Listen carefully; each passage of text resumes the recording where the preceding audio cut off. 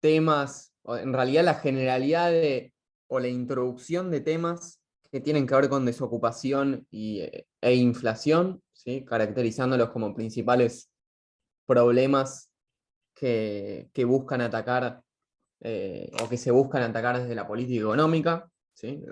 Los actores en general desde la macro se los llama policy makers.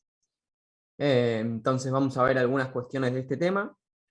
Que esto lo tienen en el texto que subió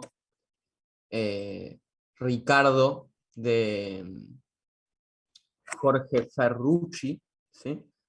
Y ustedes vieron, tiene un capítulo que ya trabajaron la semana pasada, ¿sí? Con su respectivo TP, y después tienen un segundo capítulo, que es el capítulo 9, que dice problemas justamente político-económico, como decía yo hace un ratito. Ese es el capítulo que involucra los temas. Van a ver que el capítulo es un poco más largo, después se mete con déficit fiscal, que eso no lo vamos a abordar acá. Eso en primer lugar. En segundo lugar, vamos a continuar con el modelo OADA y vamos a resolver conjuntamente, no sé si ustedes han avanzado, con el TP que está subido en el campus, ¿sí? Y en eso se nos va a ir el tiempo de clase, ¿sí? Esta es la última clase que incorporan contenido, si se quiere, entre comillas, nuevo, teórico. Ya después viene el repaso y, como saben, por último van a tener el parcial, que seguramente sea yo quien vaya a tomarlo, ¿sí? El día jueves. Eh, Así que, bueno, empezamos. No sé si tienen alguna duda de temas, de los temas que vimos hasta ahora, o si, ¿qué les iba a decir? O administrativa de algún tipo. Si no, arranco. Ustedes dirán.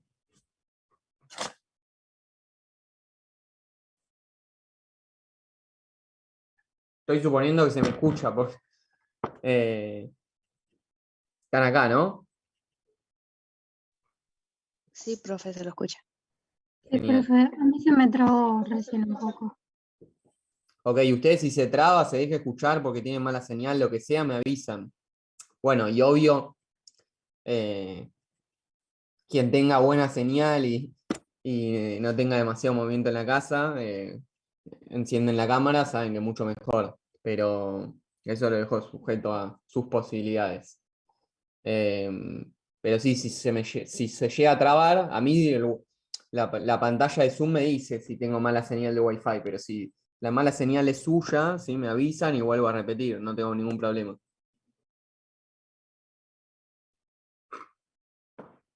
Profe, yo los apuntes que anoté, no entendí bien el precio coeficiente de reserva.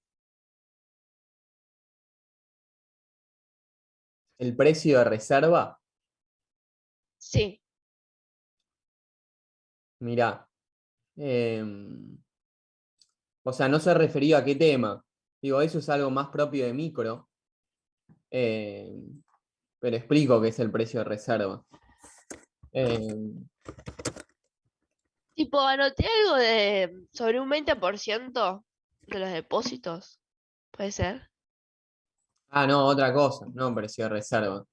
La reserva, Ah, la reserva bancaria. ¿Eso lo tenés en los apuntes? sí. Bueno, lean también igual los textos, ¿sí? Pero reserva bancaria es la parte de los depósitos que los bancos no pueden salir a prestar, ¿sí?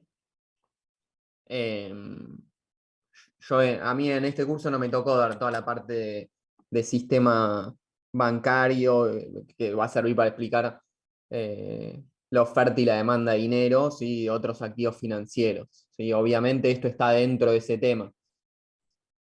¿Y esto para qué servía? Bueno, porque los bancos no pueden salir. Imagínate vos, no sé, ganás 25.000 pesos al mes. Bueno, probablemente si ganás 25.000 pesos al mes y, digo, en caso de vivir sola hay un montón de cosas, probablemente eso lo consumas todo. Pero bueno, imagínate que no sé, que ganas un poco más y no sos, y no, y sos austera en tus gastos, no sé, pongámosle, ganás 100.000 pesos al mes, ¿sí? Y vos necesitas 60.000, ¿sí? Al mes.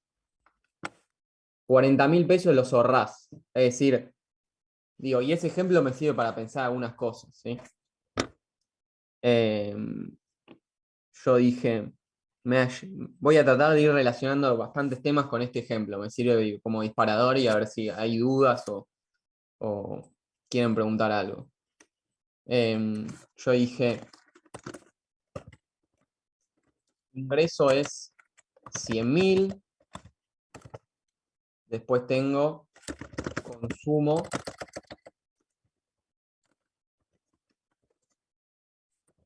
es 60.000, dije, ¿sí? Es decir, si yo tengo el consumo, voy a poder saber el ahorro, ¿sí? Ingreso menos consumo va a ser el ahorro, ¿sí? Entonces el ahorro va a ser 40.000, ¿sí? Para esta persona, ¿sí?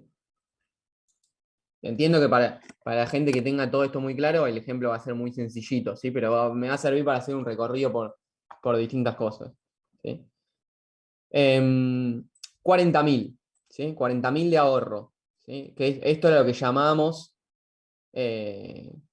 bueno, incluso yo podría decir consumo, 40.000 ahorro, y en realidad habría que ver, ¿alguien se acuerda que era el ingreso disponible?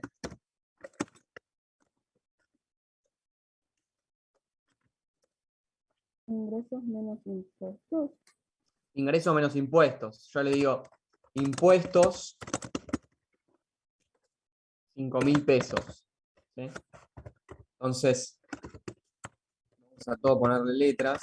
El ingreso, vamos a llamarlo I.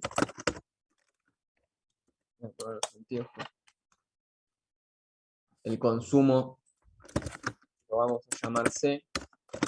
Estos anteojos están en muy mal estado. C. Impuestos lo vamos a llamar T. Ingreso disponible sube. Ingreso disponible era I menos T. O sea, ¿cuánto es?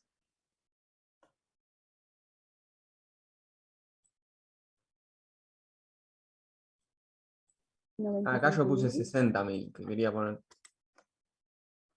Ah, está bien, igual. No, 25.000, ¿no?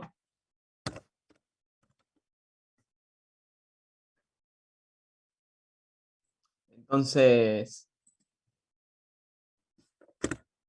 ingreso disponible menos consumo. Bueno, acá voy a tener 35.000.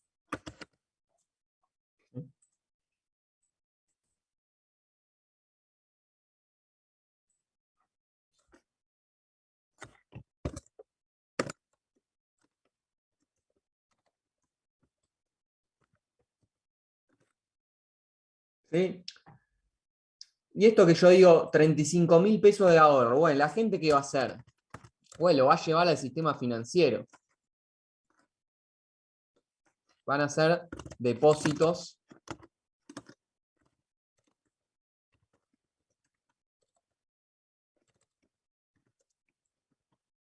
bancarios. ¿Sí? ¿Depósitos bancarios por cuánto?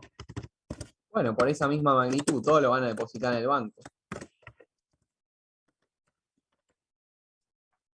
Ustedes bien me podrían decir, bueno, hoy en día existen otras alternativas a los depósitos bancarios, ¿sí?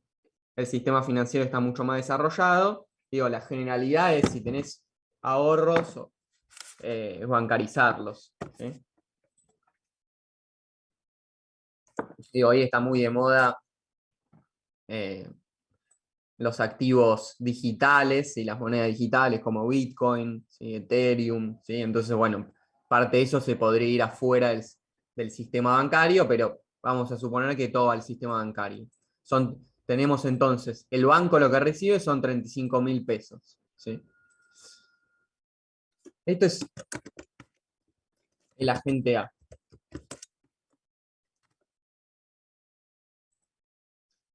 Ahora bien, ¿qué pasa con el banco? Bueno, el banco va a tener en depósitos 35.000, ¿sí? que son los del agente A.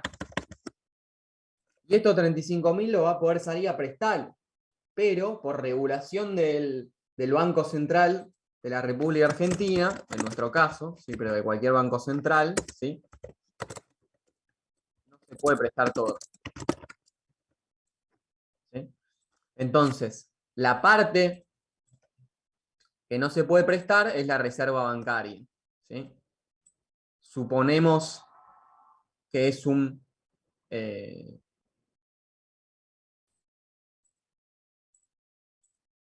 supongo que es un 20%. ¿Sí?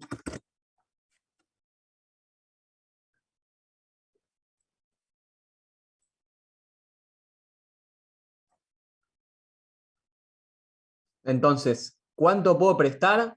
Bueno, puedo prestar el préstamo, ¿sí? Va a ser 0,8 por 35.000. O sea, el 80% de 35.000 se va a poder prestar. ¿Sí? Profe, eso es lo de coeficiente de reserva bancaria. Este sería el Es coeficiente de lo que reserva. hablaban del texto que queda una parte de los ingresos para el banco. ¿A qué te referís? O sea, con una parte de ingresos del banco. Esa reserva bancaria, eso que queda que no se mueve, no lo pueden tocar. Exacto, es eso. Esa es la reserva. ¿Y por qué les parece que no se puede tocar esto? ¿Cuál es el sentido? Porque realizan los préstamos. ¿Cómo?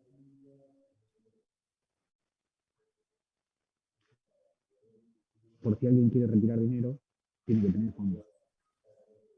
Ahora voy a subir el volumen porque no te escucho. Un poquito más fuerte, Martín, creo que hablaste. Si alguien quiere retirar el dinero, tiene que tener fondo del banco. No lo puede prestar todo. Claro, efectivamente. Tiene que ver con eso. O sea, si alguien quiere retirar el dinero y el banco no está regulado y puede prestar esos 35.000 pesos que recibió del agente A, después el agente A, no sé, imagínense, a los 3 meses, porque tiene algún tipo de urgencia o se quiere ir de viaje, lo que sea, quiere salir a retirar esos 35.000 pesos y el banco no tiene nada.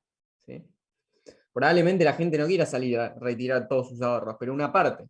Pero si prestó 100%, no tiene nada. ¿Sí? Esto además, piénsenlo, que estamos en macroeconomía y esto vale para la economía en su conjunto. Es decir, no tenemos solo un agente A, tenemos millones de agentes A. ¿Sí? Y no tenemos un solo banco, tenemos millones de bancos. ¿Sí? Entonces, cuando el Banco Central pone una reserva bancaria, esta reserva bancaria vale para todos los bancos, no solo para uno. ¿Sí?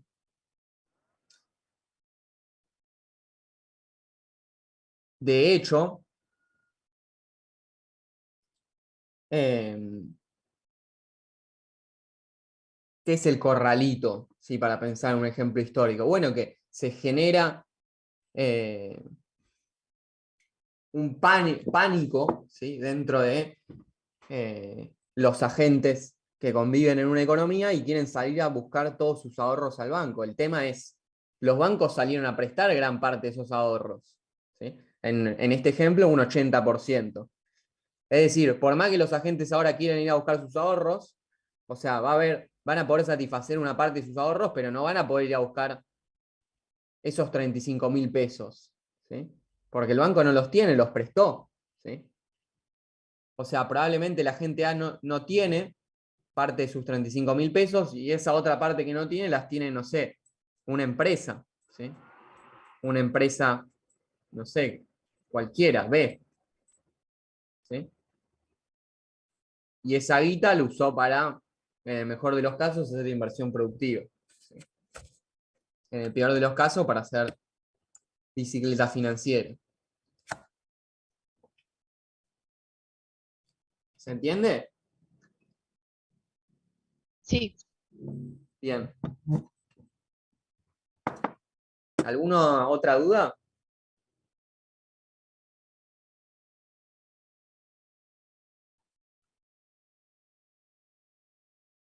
A partir de esto, otra cosa. Si yo le digo, tienen esto, ¿sí? Y este es el dato para toda su economía, ¿sí? Yo les pregunto, ¿cuál es?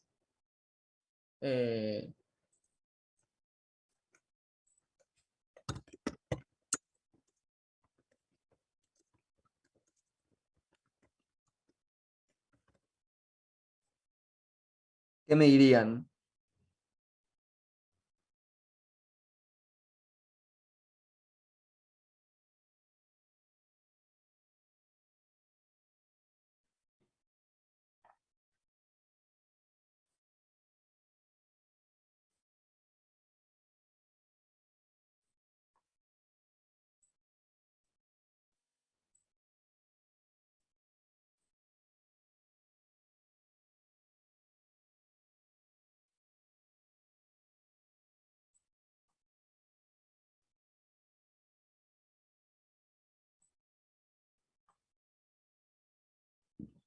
¿Nadie?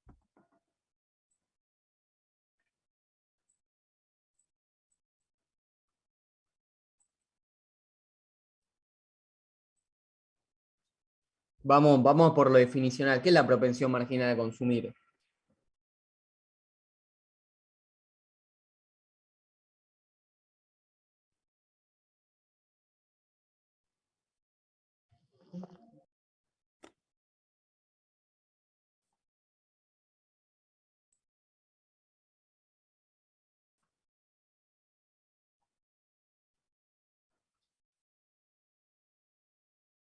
Bien, acá Agustín pone el 60%, ¿sí? En el chat. O sea que en realidad lo vemos como coeficiente, ¿sí? O sea, pondríamos ¿No 0, mide la parte destinada al consumo? claro, o sea, ¿qué parte del ingreso una economía se la dedica al consumo? ¿Sí? En este caso sería como puso Agustín por el chat, un 60%. ¿Sí? El coeficiente sería 0,6. ¿Sí? Como acá yo decía 0,8, es la porción que los bancos pueden prestar de los depósitos. ¿Sí? Y está bien que sea 0,6, porque ¿se acuerdan qué habíamos dicho? Habíamos dicho que la propensión marginal a consumir tenía que ser mayor a 0, ¿sí? Y menor a 1. ¿Sí? ¿Por qué? ¿Por qué era esto? Bueno, porque siempre ibas a consumir algo mayor a 0, ¿sí? La economía en su conjunto, acuérdense, esto no es un consumidor individual, ¿sí? Pero después nunca iba a poder consumir más que sus ingresos, ¿sí? En nuestro caso era 0,6. ¿Sí?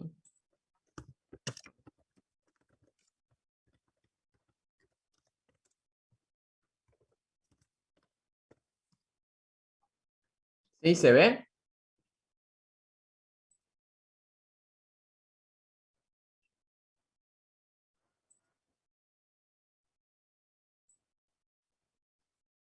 Bueno, espero que sí.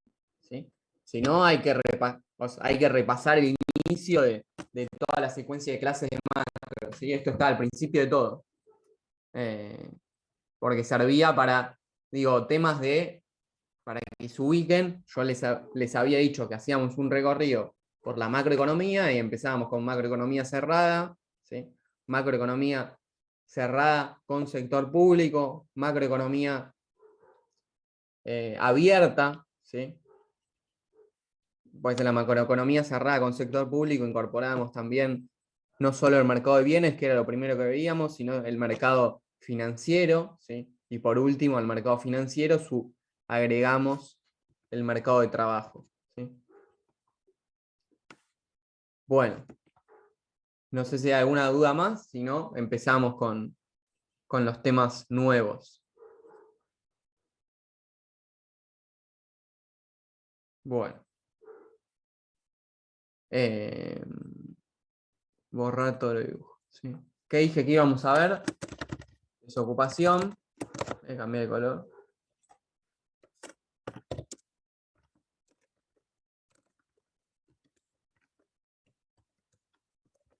Y 2, inflación.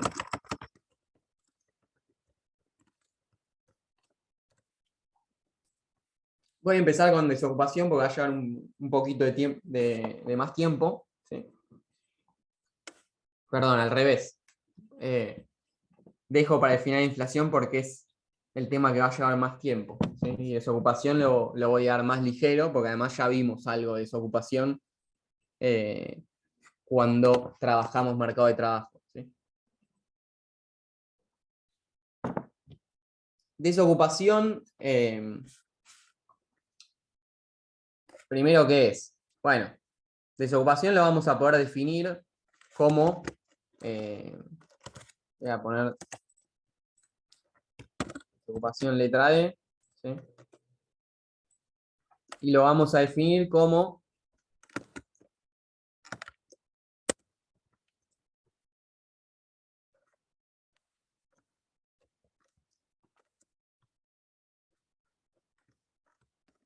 ¿sí? ¿Qué es esto?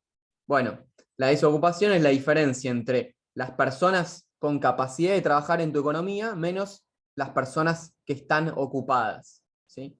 ¿Quiénes son las personas que están ocupadas? Personas ocupadas son personas que tienen capacidad de trabajar, ¿sí? Es decir, son parte de N los ocupados, ¿sí? Son un subconjunto de N, ¿sí? Y están trabajando actualmente. ¿Sí? En cambio, los desocupados ni están trabajando, perdón, no están trabajando y además están buscando trabajo. ¿Sí? O sea, desocupado no es cualquier persona. ¿Sí? Si ustedes se cruzan una persona en situación de calle, ¿sí? Probable que sea considerada para las estadísticas nacionales un individuo inactivo, ¿sí? O sea, parte de la población económicamente, en realidad la población inactiva. ¿Sí? En cambio, este N considera a la población económicamente activa. ¿Sí?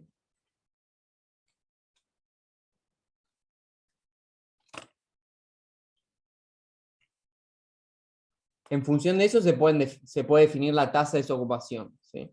La tasa de desocupación va a ser una fracción, ¿sí? En el numerador vamos a tener a los desocupados y en el denominador vamos a tener a población económicamente activa. ¿Sí? Y eso nos va a dar un numerito. Por ejemplo. Profe, Sí. ¿podés correrlo más al centro porque no se ve en la pantalla? ¿Que corra qué más al centro? Lo que estás escribiendo, porque no se ve, No, no lo estoy tapa la escribiendo mitad. nada. Estoy moviendo el cursor. ¿Esto se ve? Bueno, ¿Se ve mi cursor ahora? sí, sí. Ah, no escribí nada. Si quieren lo escribo. Yo decía tasa de desocupación, ¿sí? Es igual a desocupación sobre N.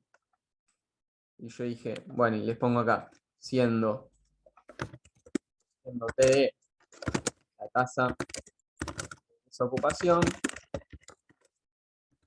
de los desocupados, quienes la población económicamente activa, o PEA, como se la conoce. Y esto decía, va a ser un numerito. ¿Sí?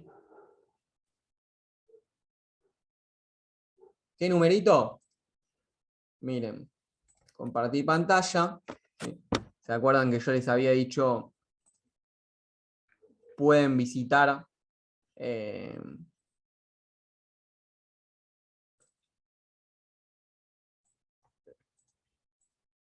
no, esto, ¿lo están viendo? ¿Están viendo la página de INDEC? Sí, profe. Bueno, ven que dice acá tasa de desocupación, ¿sí? Cuarto trimestre del 2021, 7%. ¿Sí? La tasa de desocupación es el numerito que decía yo recién.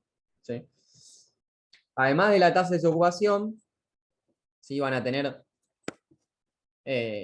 otras referencias sobre mercado de trabajo, ¿sí? En que dice tasas e indicadores socioeconómicos. Y por ejemplo acá les aparecen distintas referencias a la economía argentina, ¿sí? En realidad el mercado de trabajo de la economía argentina, y le dice, ocupados hay 12 millones, desocupados casi 1 millón, ¿sí? 0,9 millones. Y acá le dice, ¿ven? Tasa de desocupación, desocupados sobre PEA, ¿sí? No sé si llegan a verlo, si no ahí agrando un poquito. ¿Sí? La tasa de empleo, por ejemplo, se calcula de manera distinta, ¿sí? Tiene otro denominador, es la población total, ¿sí? Y el numerador son los ocupados.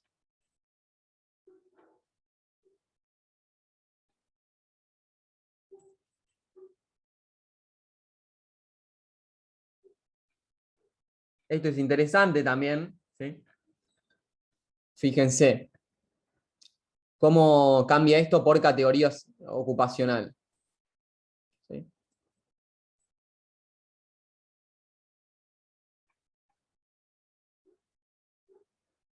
O sea, primero lo dice, de todos los ocupados, ¿sí? De las personas que están trabajando, 27% son no asalariadas, ¿sí? Es decir, que no están sujetas a una relación de dependencia, ¿sí? Y de este 27%, que son 3,4 millones, les dice un 85,3% son cuentapropias, ¿sí? Un 13% son patrones, ¿sí? Y un 1,6% son trabajadores familiares sin remuneración.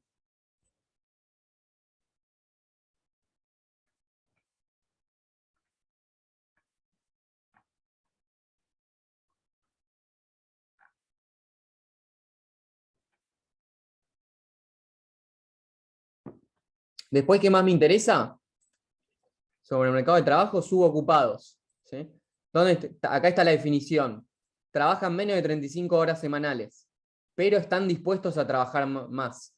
De hecho, a veces se los considera dentro, se hace una corrección sobre la tasa de desocupación porque se dice, che, ojo que la tasa de desocupación subestima los problemas de tu mercado de trabajo.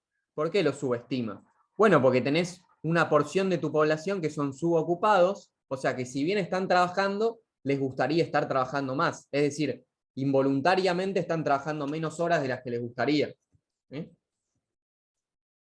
Y fíjense cuántos son en la economía argentina. ¿Sí? Dice, ocupados por intensidad de la ocupación. ¿Sí? Ocupados plenos, que son los que están trabajando lo que les gustaría, se supone, son casi 57%, ¿sí? De los ocupados. Ahora bien, hay un 13%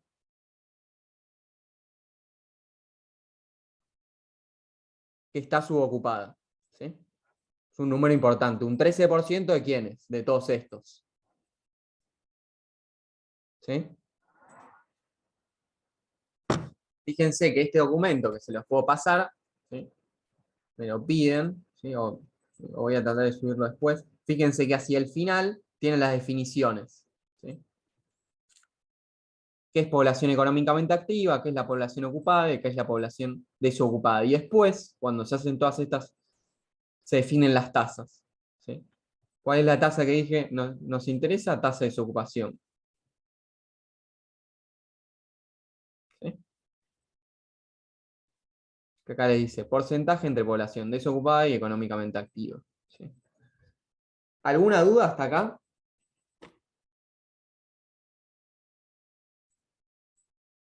Siempre está bueno revisar cada tanto este informe, ¿sí? Que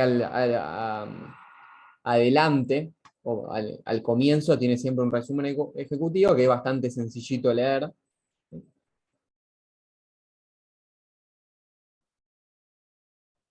Y por ejemplo nos puede interesar ver cómo varió la desocupación. ¿Sí? ¿Ven? Tenemos año 2020, en realidad solo el cuarto trimestre, y año 2021 como varió. ¿Sí? Era más alta a fines del cuarto trimestre del 2020. ¿Sí? Fíjense, están 11 puntos y bajó 4 puntos porcentuales. ¿Sí? En un año. Fue sistemáticamente bajando la desocupación. ¿Sí? Trimestre a trimestre.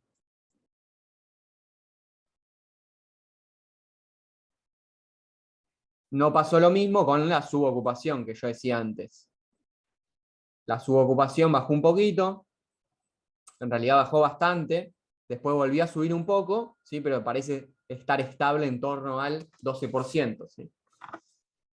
Digo, un año es muy poco, ¿no? Para ver una trayectoria más de largo plazo. ¿Sí? Digo, respecto a esto que yo decía, estabilidad, ¿sí? Parece ser demasiado, pero bueno, estabilidad en el corto plazo, si se quiere. ¿Me siguieron?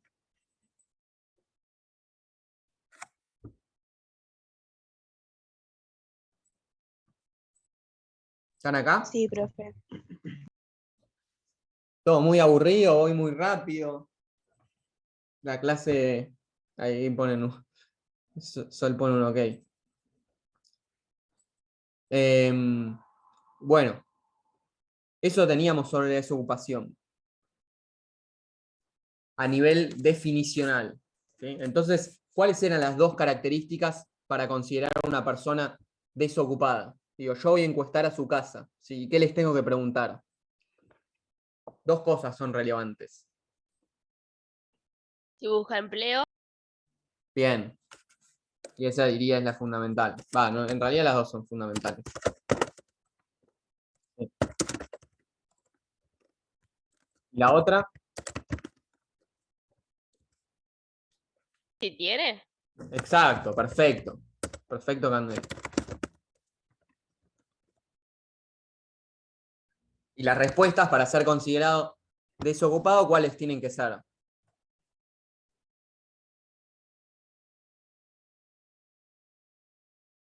que no tiene empleo, que busca empleo. Claro, no y sí. ¿Sí? Por eso está el problema, si la persona responde tiene empleo o no, busca empleo o no, va a ser considerada inactiva. ¿Sí?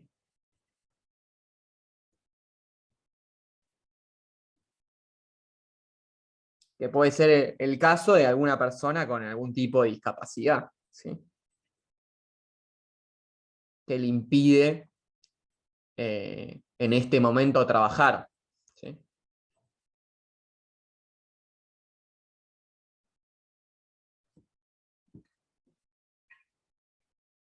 ¿Sí? Bueno, bien. ¿Qué más? Sigo sobre... acá. Seguimos sobre... Uy, se me fue. Ahí está. Seguimos sobre desocupación. ¿Sí?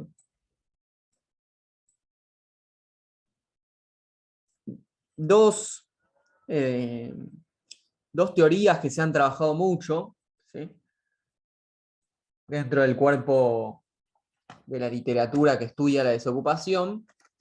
Encontramos la ley de Okun, la curva de Phillips. ¿Sí?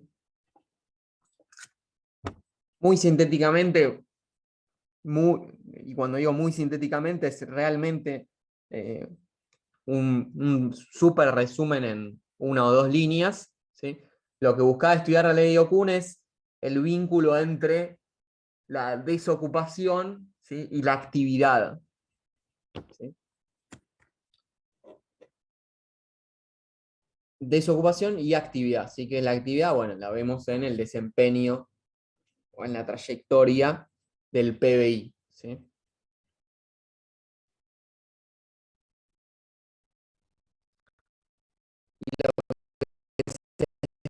Que va a buscar es, bueno, cuál es la magnitud de ese vínculo. Si cae la desocupación en cierto porcentaje, ¿cuánto cae el PBI? ¿En qué porcentaje? Eso está contenido en su libro. También es un párrafo nomás. La curva de Phillips, en cambio, estudiaba la relación entre la Perdón, inflación. profe. ¿En qué Sí. porcentaje cae en la otra? ¿En qué porcentaje cae la actividad cuando cae en cierto porcentaje la desocupación? En realidad, cuando aumenta la desocupación. ¿Sí? Cuando aumenta la desocupación, ¿en cuánto cae la actividad económica? Siempre estudiado como porcentaje, ¿sí?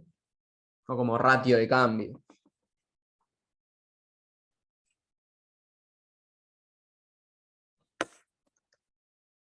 ¿Sí? Acá me interesa vínculo entre D y actividad.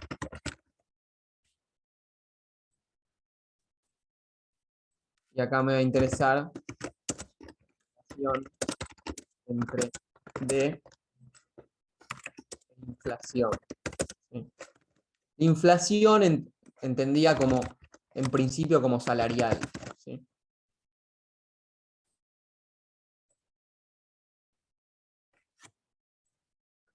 O en realidad entendiendo que gran parte, de acuerdo a esta teoría, ¿sí?, que gran parte de la inflación se explica por el crecimiento de salarios. ¿Sí? O al menos en esta época en particular cuando se estudiaba.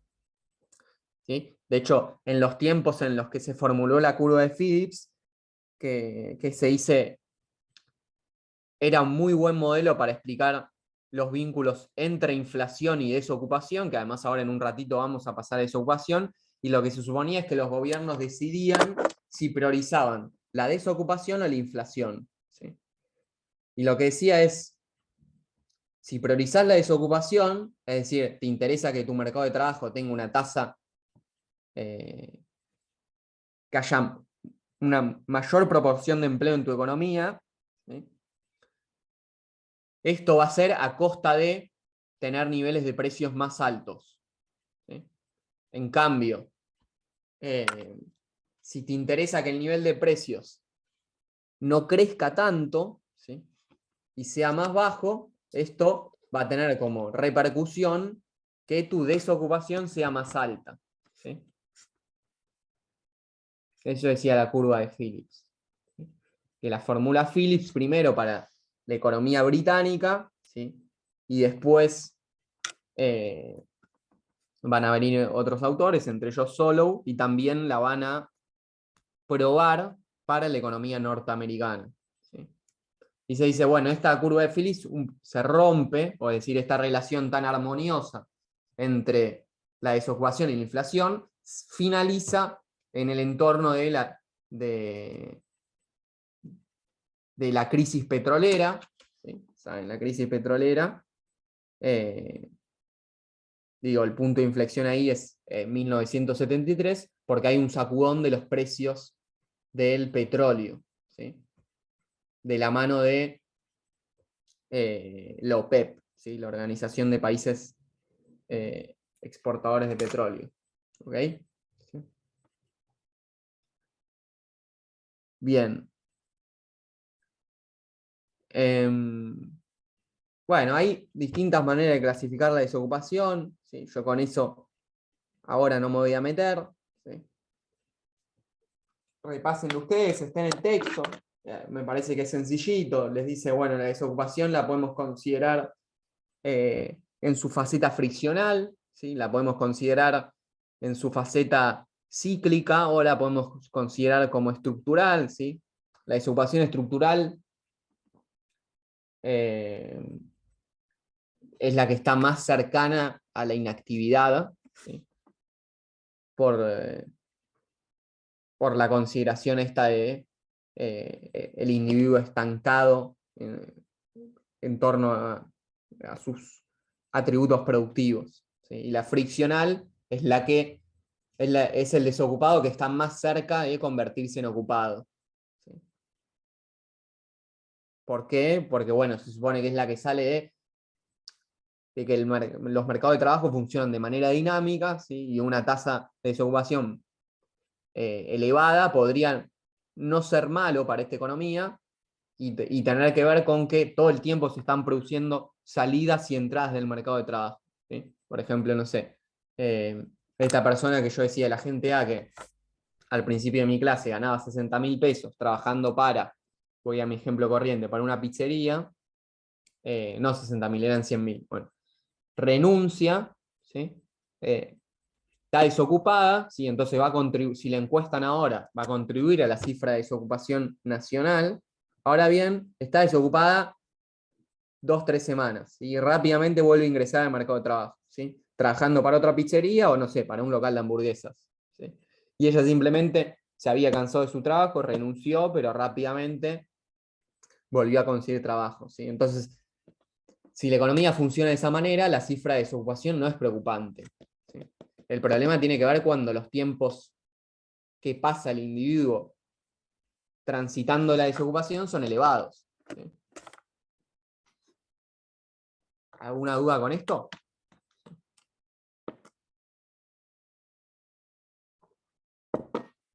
Obviamente, un problema, si se quiere, de largo plazo acá, ¿sí?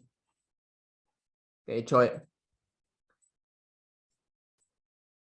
es de mucho interés para mí, es, bueno, ¿qué pasa con la desocupación en el largo plazo? ¿Sí? Con las nuevas olas tecnológicas. Su mercado de trabajo es este, ¿sí? Esta era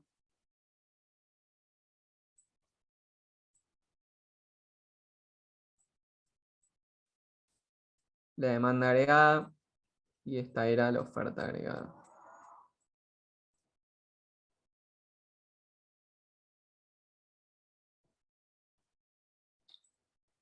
Bueno, y acá podríamos preguntar qué pasa si hay avances tecnológicos.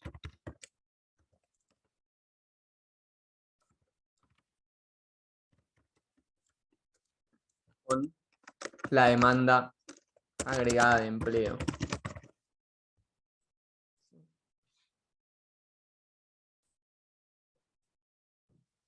Y acá hay que pensar en, bueno, de qué tecnologías estamos hablando.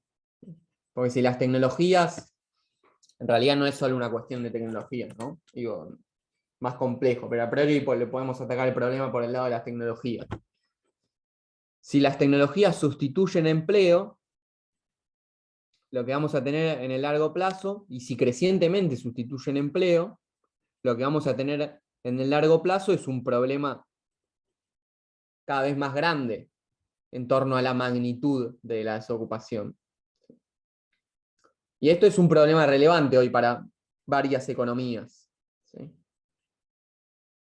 Se está estudiando mucho de inteligencia artificial y la capacidad de, a través de este aprendizaje, si se quiere, de las máquinas, de realizar ciertas tareas que antes era impensado que realizaran máquinas, que estas son, bueno, es un complemento de una máquina física por un lado, pero además virtual, ¿sí? Que esto que aparece desde las ciencias de la computación como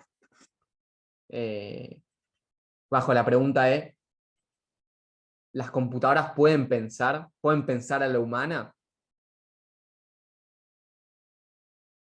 Y si pueden, ¿sí? O si, que en realidad incluso no importa tanto si es a la humana, sino simplemente si lo hacen o no. Bueno, va a haber un espectro más grande de tareas que van a poder realizar estos programas, ¿sí? Y que van a dejar de realizar en la medida que sean más baratos, ¿sí? Porque vivimos en el capitalismo, que van a dejar de realizar las personas, ¿sí? Pero bueno, todo esto es una nota al pie y entra dentro de la agenda de lo que hoy se conoce como futuro del trabajo, ¿sí? Si a alguien le interesa esto, digo, yo estudio bastante tema, me me puede contactar y le puedo hacer alguna sugerencia de texto. ¿Sí? La mayoría, bueno, no importa. Volvemos sobre lo nuestro. Bueno. ¿Alguna duda hasta acá?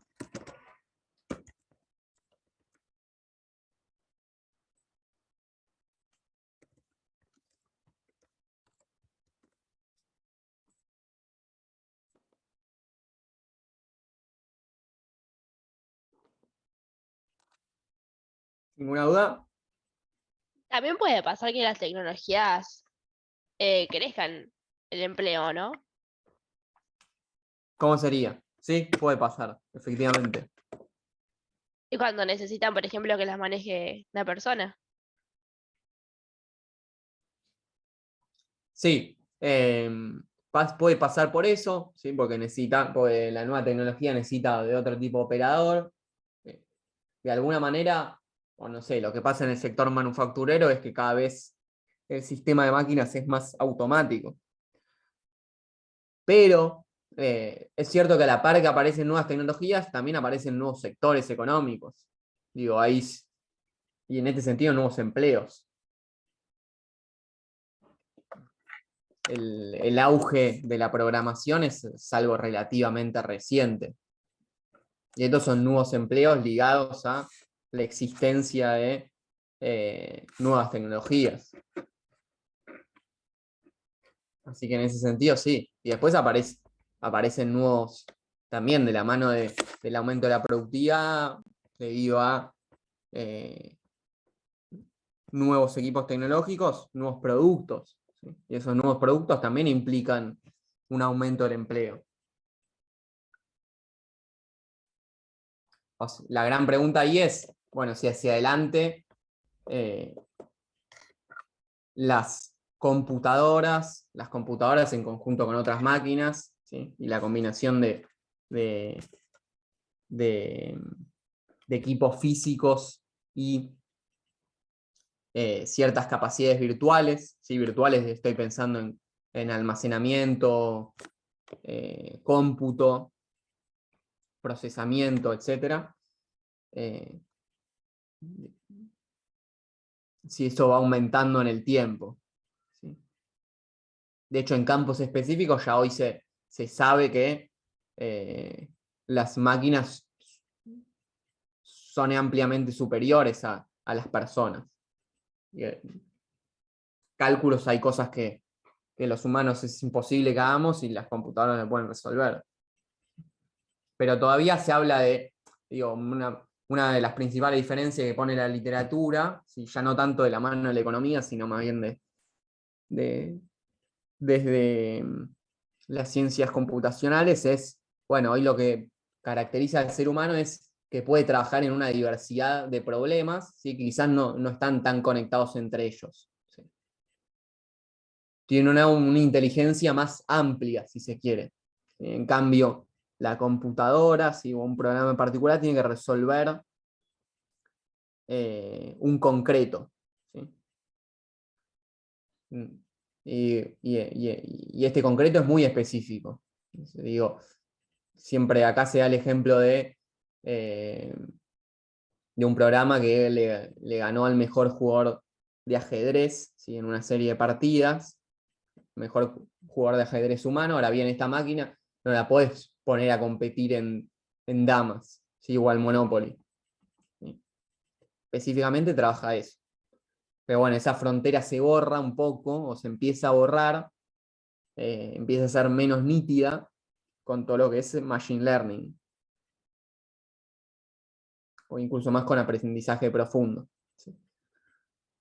Pero bueno, sí, a priori lo que vemos tenemos dos efectos, un efecto negativo y un efecto positivo. El efecto positivo viene de la mano de quizás tenés personas que necesiten operar estas máquinas, ¿sí? Tenés personas que se encargan de producir estas nuevas máquinas, ¿sí? Y seguir innovando.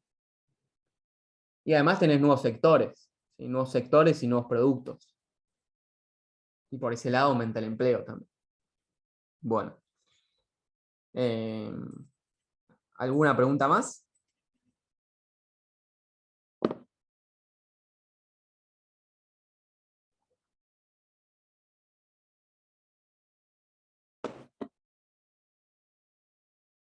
Sigo entonces. Inflación. ¿Sí? ¿Qué es la inflación?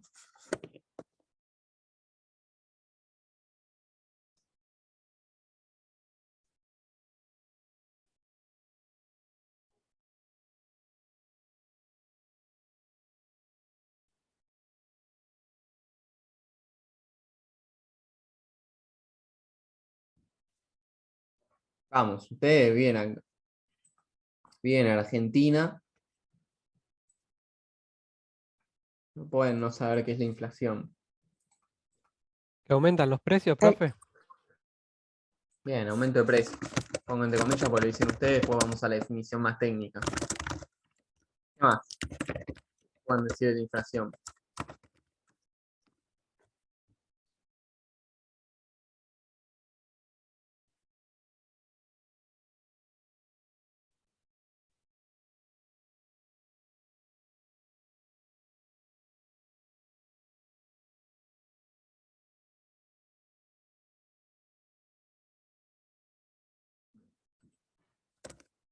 Esto en lo definicional es suba, aparece como suba de precios, así que es lo mismo. Pero la literatura dice suba generalizada, sostenida. ¿Sí? Acá estas dos palabritas son importantes. ¿Sí? ¿Por qué generalizada? ¿Qué quiere decir esto? Bueno, no va a subir solo el precio de la yerba, no va a subir solo el precio de los fideos secos, ¿sí? Sino que va a subir la amplia mayoría de los bienes económicos de nuestra economía. ¿Sí? Nuestra economía o la economía que estemos estudiando. ¿Sí? Y sostenida quiere decir que no es un aumento que se produce en un solo momento del tiempo, sino que se va retroalimentando hacia adelante. ¿Sí? Entonces, periodo a periodo van cambiando los precios. ¿Sí? Van cambiando los precios al alza. ¿Sí? No es que al aumentar el precio de un bien, disminuye el precio de otro bien y se compensa la subida de precios. No, no sucede esto.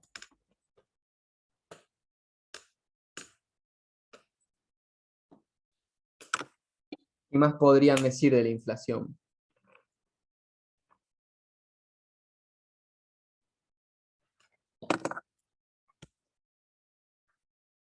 No es lo mismo que devaluación, ¿no? No, no. No es lo mismo que evaluación. Ahora igual vamos. Yo me lo voy a poner acá para no olvidarme.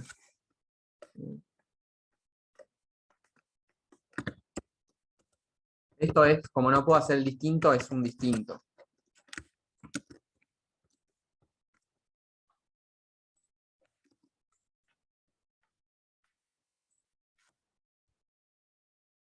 ¿Puede ser que se reduce el valor de la moneda con el tiempo? Bien, me gusta eso.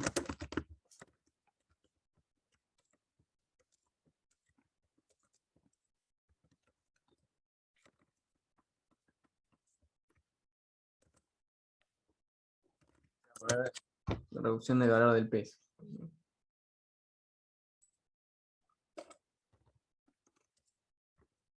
Esto es pérdida de poder adquisitivo.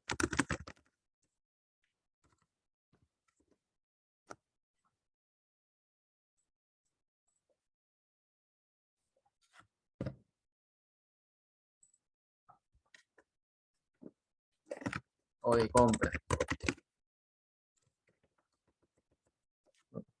Pérdida de poder adquisitivo.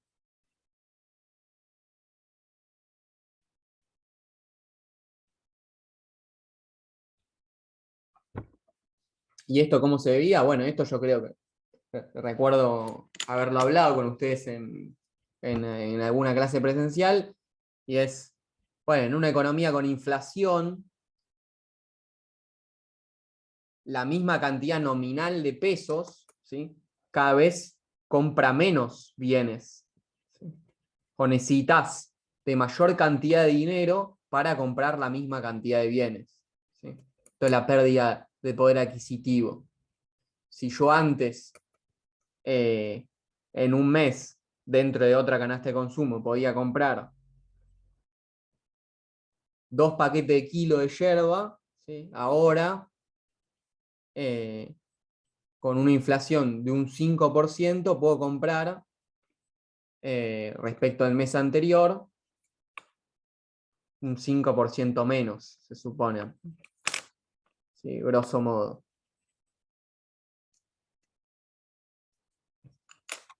Voy a ver el chat que no había mirado. Claro, que con una unidad monetaria cada vez se obtienen menos bienes, pone Sol.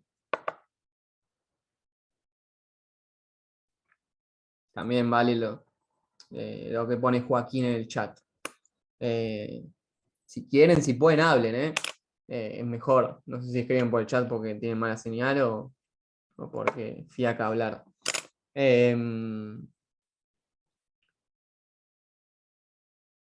¿Y por qué no es lo mismo que evaluación? ¿Sí? ¿Quién se acuerda que era la evaluación?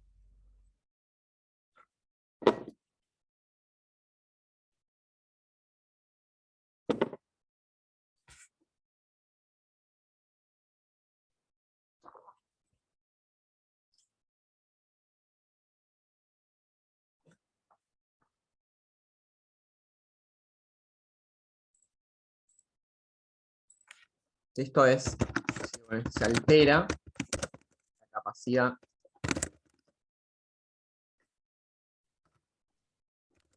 de la moneda nacional de representar valor. Sí, habla Sol, ¿eh? Va, no se levantate la mano. Hablen sin Profe, problema. porque la devaluación era la pérdida del valor de un bien y la inflación es la pérdida del poder adquisitivo. Sería así. La evaluación no es la pérdida de valor de un bien. Digo, los términos. Perdón. ¿Eh? Sí, No, Joaquín. capaz me confundí. La No, devaluación no era la pérdida de valor frente a otras divisas de la moneda. Claro, ¿sí? Era, en términos súper estrictos, como dice Joaquín, yo traduzco un poco sus palabras, es el cambio de la relación entre la moneda local y la moneda internacional, ¿sí? Y la divisa, en nuestro caso el dólar, sería una devaluación, es el cambio entre la moneda local, el peso argentino, ¿sí? Y el dólar, ¿sí? Y el cambio era de una manera particular, ¿sí? La devaluación lo que implicaba es que la relación entre esas monedas se agrandaba, ¿sí? Es decir, una devaluación implicaba que la relación de cambio iba a ser más alta, ¿sí? Iba a necesitar más dólares, perdón, iba a necesitar más pesos argentinos para hacerme el mismo dólar.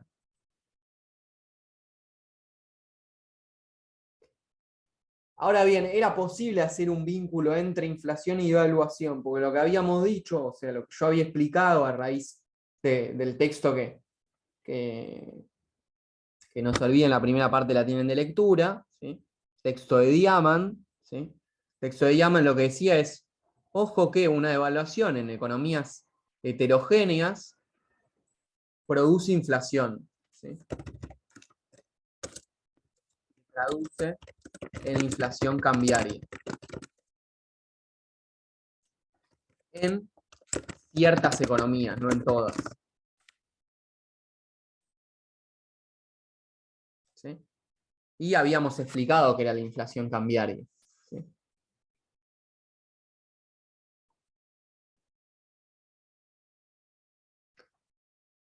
Bien. ¿Cómo defino la inflación? Bueno, como PT menos PT menos 1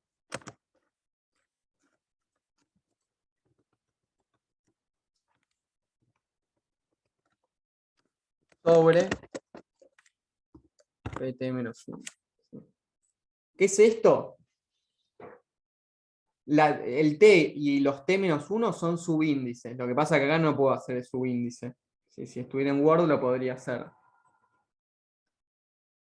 Entonces hacemos la variación de precios, ¿sí? Dividido los precios en el momento anterior.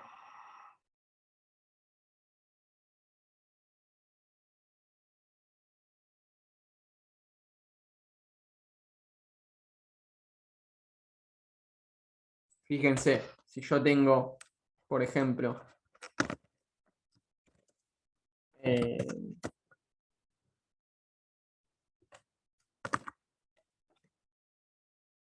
120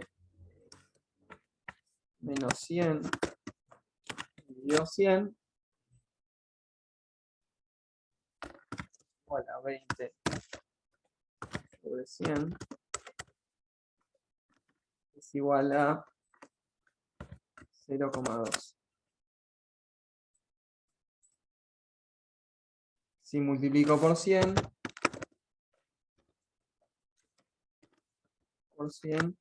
igual 20% inflación. ¿Sí? Hay que ver cuánto esté. Digo, esta inflación es muy alta, probablemente sea la inflación de un año. ¿Sí? Entonces acá lo que estén comparando es, no sé, como que les diga 2011 con 2010.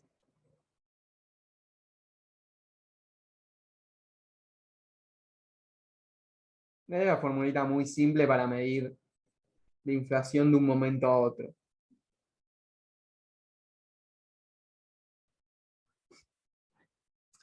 Y ustedes los que miran en las estadísticas,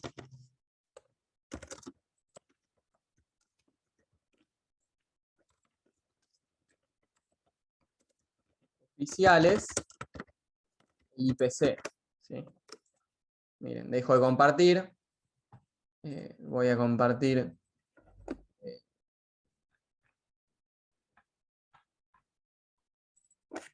Esto de nuevo. Me interesa que vean esto. ¿Ven? ¿Ven acá, no? Sí, sí. ¿Ven que dice? Precios al consumidor, 6%. Esto está en términos mensuales. ¿Sí? Vale para abril del 2022. Abren ahí, como yo abrí antes el otro informe, y también van a tener este cuadrito que está muy lindo. ¿Sí? Esto es de acceso abierto, ¿sí? Cualquiera lo puede ver. Él le dice variación mensual total nacional, 6%. Total interanual, es decir, acá compara abril de este año con abril del 2021, 58%. ¿Sí? Inflación, como ven, de 2 dígitos bastante alta.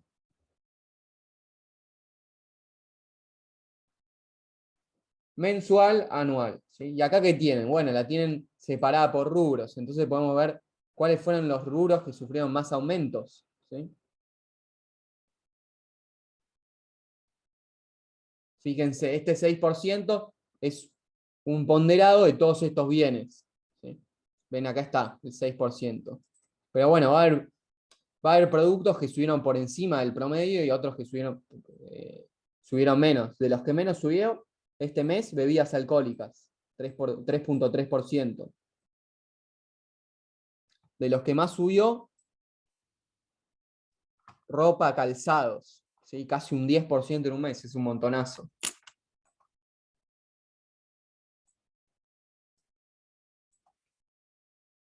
Restaurantes y hoteles también pegó un sacudón importante.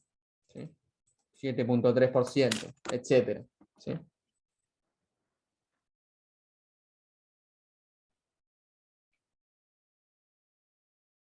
Bueno, acá les dice desde mayo del año pasado hasta ahora. ¿Sí? ¿Ven? Siempre la inflación fue de por lo menos un 2,5%. Esta fue la inflación mensual más baja en el último año. Y la de marzo fue la más alta. ¿Sí? Bueno, todas cosas interesantes, digo, que pueden revisar. Sí, también al final van a tener las definiciones metodológicas. ¿Sí? Bueno, no, acá no tienen definiciones metodológicas. Ah, sí, tienen acá. Breve nota metodológica. ¿Sí? Bueno. A ver, alguien ponía algo en el chat. Ah, ok. Sigo un poco más. ¿Sí? Vuelvo con la pizarra. ¿Sí? Ahora cuando termino lo teórico hacemos una breve pausa. ¿Sí? Y vamos a la práctica. ¿Sí? ¿Qué más tenemos acá?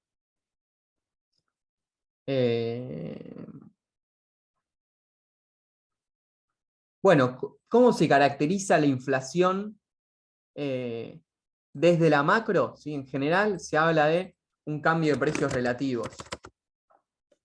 Y que hay una distorsión en los precios relativos. Cambio de precios relativos. Distorsión.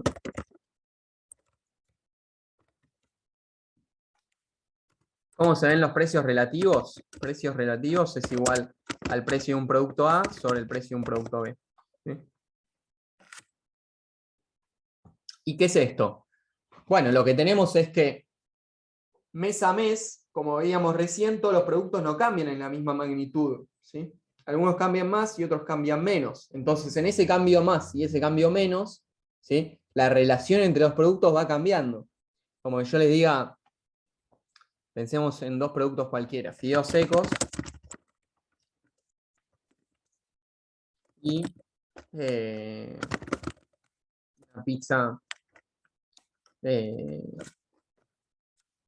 una pizza por delivery. ¿Sí?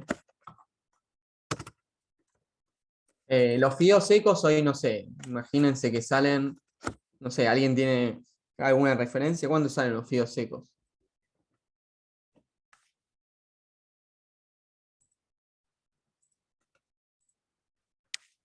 Bueno, 50 pesos le pongo. Y la pizza de Musa, 1200. ¿Sí? Y esto...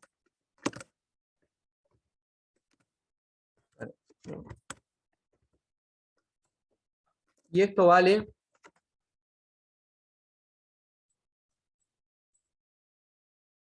para el momento T. O T-1. Momento anterior. En el momento T, lo que tengo es, bueno, los fideos están 52.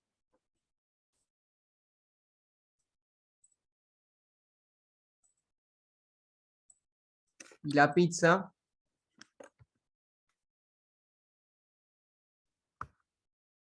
1300. ¿Sí? Entonces lo que tenemos acá es, ¿qué hacemos? 50 sobre 1200, ¿sí? Y 52 sobre 1300.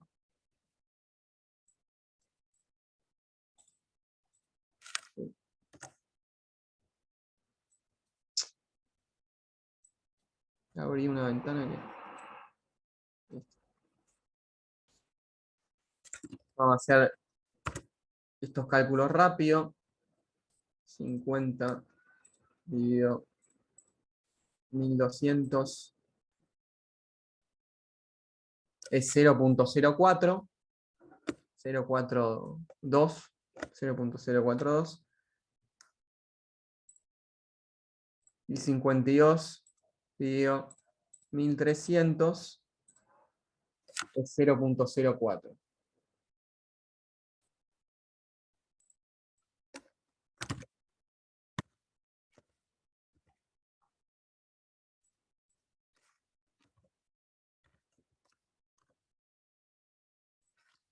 Ven que acá lo que están viendo es que la relación entre los dos productos cambió, no es igual en el tiempo. ¿Sí? Es decir, se altera la cantidad de bienes que puedo comprar de uno respecto a otro. ¿Sí?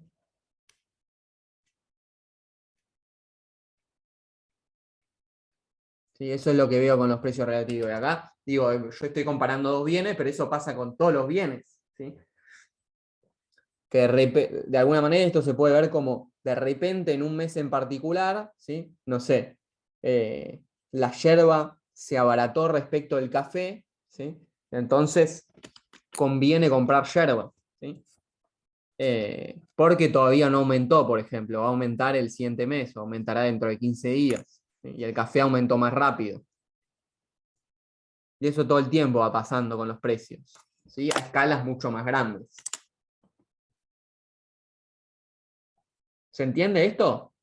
O sea, justo acá, digo, en el ejemplo que yo di, quizás no se ve tanto, digo, parece ser chiquito el cambio, pero esto podría pasar de manera más grosera, como que yo le diga, bueno, de un periodo a otro, los fideos no aumentaron y la pizza aumentó un montonazo, ¿sí? Restaurantes había aumentado muchos.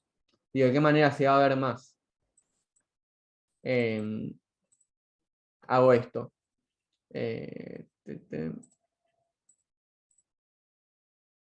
Digo, ¿de qué manera se puede ver más? Digo, un ejemplo más sencillo que quizás se entiende mejor. Yo dije fideos y pizza, ¿sí? Los fideos están 50, ¿sí? En el segundo periodo los fideos no cambian de precio, ¿sí? Tenemos T-1 y T.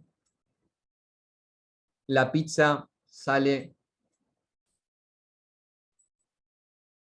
1000 en el primer periodo, ¿sí? Y en el segundo periodo vale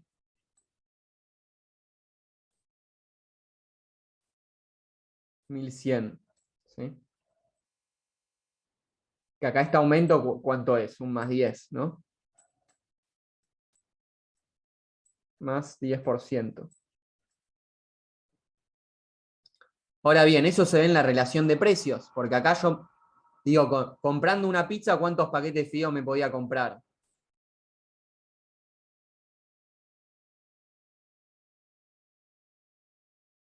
20, ¿sí?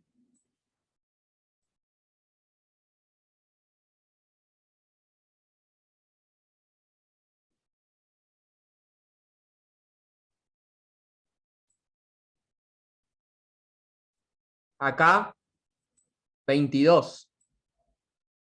Ahora bien, este 22, no, que lo que dice es, bueno, la pizza está mucho más cara ahora, ¿sí?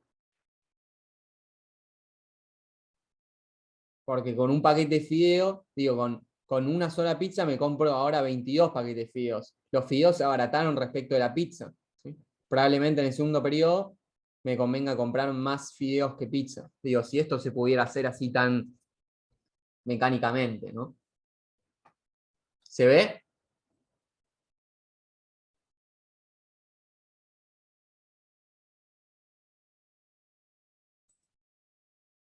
Bueno, espero que sí.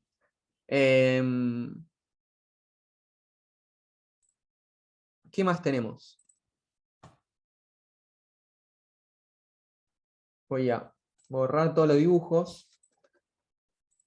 Tenemos distintas formas de explicar la inflación.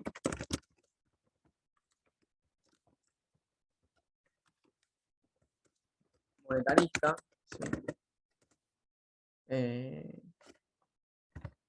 Puja distributiva y estructuralista.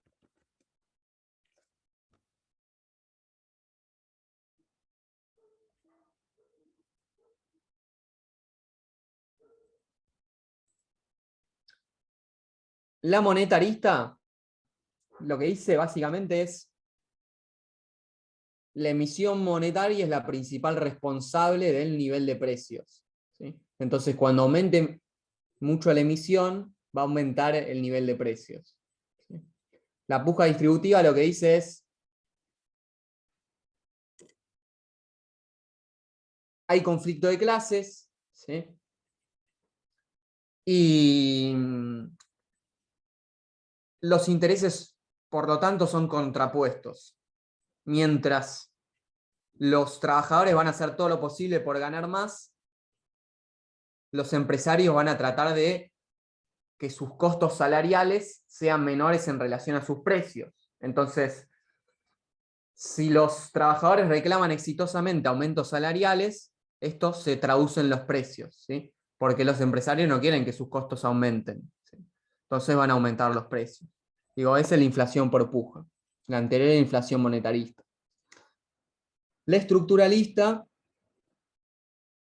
y el ejemplo es el que daba antes, que tiene que ver con una evaluación que genera inflación cambiaria, tiene que ver con la estructura productiva de las economías, ¿sí?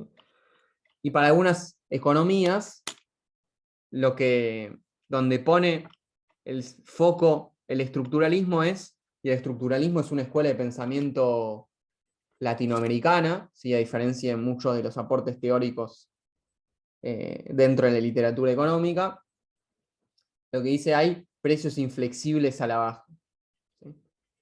Precios inflexibles a la baja lo que quiere decir es, bueno, es difícil que si se produce un aumento de precios en un mercado en particular, no repercuta sobre otro mercado, ¿sí? Y lo que no repercuta sobre otro mercado es, bueno, el precio en el mercado A, si sube, va a aumentar el nivel de precios porque no se espera que este precio baje. Y no solo no se espera que este precio baje, sino que tampoco se espera que haya otro mercado cuyos precios bajen, ¿sí? En sintonía para que el neto sea cero. Entonces va a haber una crecida de precios debido a las características de la economía.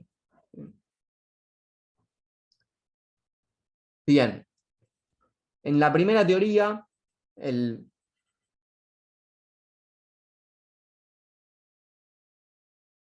principal responsable, ¿sí?, aparece dentro del sector público, ¿sí? En cambio, en puja distributiva aparece dentro de, el sector privado, ¿sí?, sean los trabajadores o los empresarios. El primer caso considera mercados más competitivos, ¿sí?, donde los precios van a ser iguales a los costos marginales, y el segundo caso no, ¿sí? En el segundo caso va a haber precios más de tipo oligopólicos, ¿sí? Y van a existir mercados, ¿cómo se dice?, concentrados, ¿sí? Puede haber monopolios, o si se quiere, ¿no?, más que monopolios, que es una situación menos estandarizada, puede haber oligopolios, ¿sí? Es decir, que algunas empresas en particular del mercado que estemos estudiando tengan poder de mercado, ¿sí?, y puedan influir los precios, ¿sí? Acuérdense que si en un mercado competitivo los agentes no tienen influencia sobre precios, ¿sí? Y se habla de agentes como tomadores de precios. Y el estructuralismo va a tener que ver con, como decía antes, especificidades de la economía, ¿sí?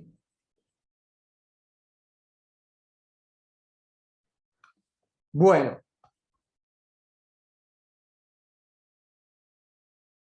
Esto,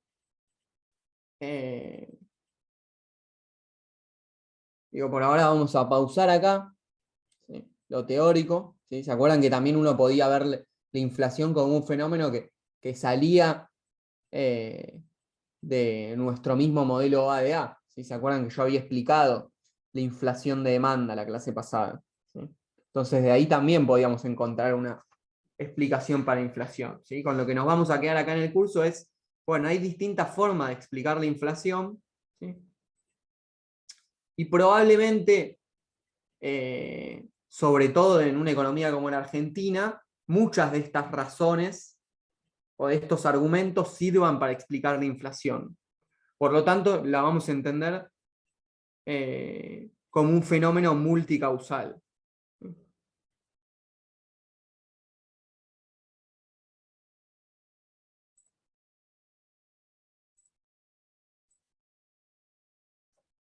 Solo dejo escrito.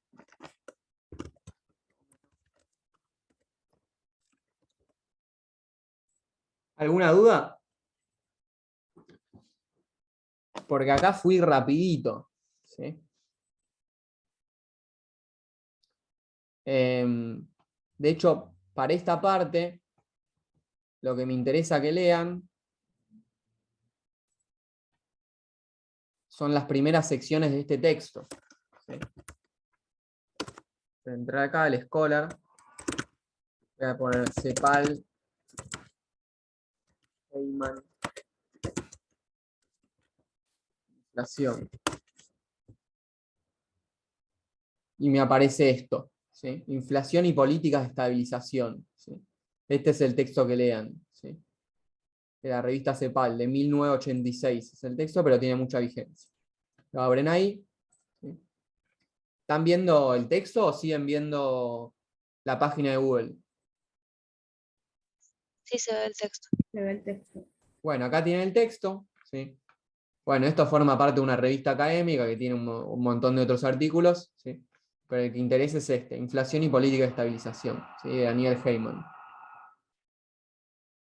Entonces, me va a interesar el capítulo 1, que es el debate sobre las causas de la inflación. Esto va a ser un texto un poco más difícil que los que vienen leyendo de manual, ¿sí? Porque es un texto académico, ¿sí? Un paper. ¿Sí? Y entonces tienen todas las explicaciones que yo les decía. Primero planteé el problema y desde la segunda sección aparecen los marcos teóricos, las teorías monetaristas fiscales, ¿sí? Que es lo que les decía antes, que lo ponía como número 1. ¿Sí? Después tienen los esquemas de pugna distributiva. ¿Sí? Yo hablé de puja distributiva, es lo mismo. Y por último, ¿sí? Los modelos de inflación estructural. ¿Sí? Así que van a leer eso. ¿Sí? Después tiene un resumen, bueno, y después me interesa también la sección 2, efectos de la inflación. ¿Sí? Efectos de la inflación, ya después esto no me interesa, política de estabilización. ¿Sí? Esto no me interesa. ¿Sí? Leen las primeras 2 secciones, leen y estudian, ¿no? Las primeras 2 secciones. Bueno.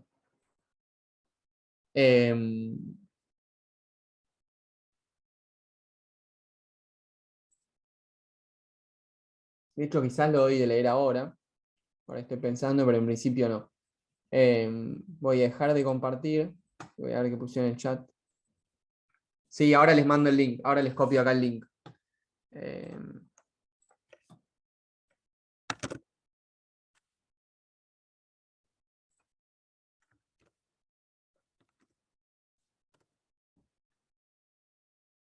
Ahí les copié el link. Ustedes me dicen si lo recibieron o no. Ahora vamos a hacer una pausita, ¿sí? De 10 minutitos. En mi reloj sería hasta y 43. Pero esos 10 minutitos igual les voy a decir. Bueno, en realidad lo dejo a criterio de ustedes. No sé, ustedes tienen, ¿no? El texto de Ferrucci. O sea, en el campus está. No sé si lo tienen a mano. Si no lo tienen a mano, descárguenlo. Y no sé si ya leyeron y empezaron a resolver el trabajo práctico sobre Ferrucci. ¿Cómo vienen con eso?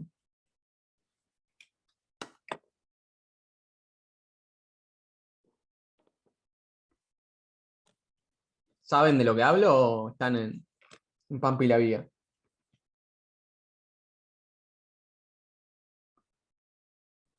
Yo lo empecé a leer, pero todavía no lo resolví. Ok. Bueno, entonces hacemos lo siguiente. Descansamos menos, descansamos no 10 minutos, descansamos 5 minutos porque les di un montón de cosas hasta ahora. ¿Sí? Hacemos una pausa de 5, ¿sí? Y volvemos, y 40 más o menos, y yo los divido en grupos y quiero que avancen un poquito con esa lectura para resolver el TP. ¿Sí? O sea, no quiero dar yo la respuesta porque quiero que se pongan en tema, ¿sí? Ya estamos muy cerca del parcial. Así que los divido en grupos y empezamos a avanzar sobre el TP. Y después hacemos una apuesta en común. Incluso quizás para ir más rápido, ¿sí? Como no nos queda tanto tiempo, lo voy a pensar ahora en estos 5 minutitos, les doy distintas consignas a cada grupo. ¿Sí? Así cada grupo se especialice en una pregunta y responde correctamente esa pregunta. Y seguimos, ¿sí? Porque ya se acumula mucho tema. De hecho, el texto de Ferrucci van a ver que también trabaja el modelo OADA, pero agrega nuevas variables. ¿Sí? ¿Se acuerdan que yo les había dicho que cada variable la podíamos definir con una forma funcional particular y decíamos, no sé, el consumo es una función del ingreso, ¿sí? Y acá le va a decir, por ejemplo, che, el consumo además es una función de la tasa de interés, ¿sí? Que eso no lo habíamos visto. ¿Sí? Así que bueno, le da un grado de complejidad mayor. En el texto de Ferrucci también tienen, como les dije al principio de la clase, el segundo capítulo que tienen de lectura, aparecen los temas que yo estuve trabajando en este primer bloque de la clase. Ahora veo el chat que pusieron. Sí, todavía no empezaron. Bueno, por eso, vamos a hacer eso, así avanzan sobre el trabajo, porque además ya el lunes van a tener el repaso general con Ricardo, ¿sí? De todos los temas, que es más pesadita la segunda parte que la primera. Bueno, hacemos esa pausa de 5 y volvemos, lo divido en grupos y avanzamos mucho con ese texto, ¿sí?